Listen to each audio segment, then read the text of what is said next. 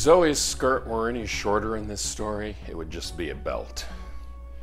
Welcome to the Time Treadmill. I'm Ron, and these are my sweaty thoughts about Doctor Who.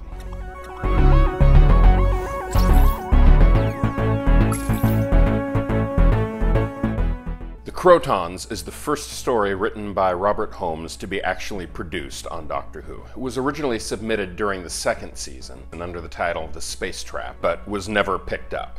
It took 4 years and a couple of rewrites and resubmissions, but the story was eventually picked up for the show's 6th season. And the ironic thing is that Robert Holmes will eventually go on to be the script editor for Doctor Who during, to my reckoning, the single best run of stories in the classic Doctor Who era. And what makes it doubly ironic is this is Robert Holmes' first story with Terrance Dicks right at the beginning of his tenure as script editor. 10 years from now, right at the end of Robert Holmes' tenure as script editor, Terrance Dicks will have produced his final regular script for Doctor Who at the end of Robert Holmes' tenure. It's a very lovely piece of bookmarking.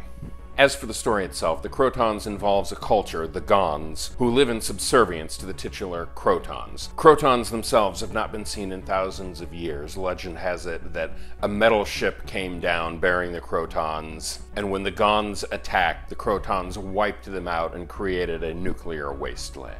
Since then, the Gons have lived in symbiosis with the Krotons providing technology and knowledge and testing all of the Gons, and then inviting the very brightest of the Gons to come inside the Kroton ship and live with them as companions.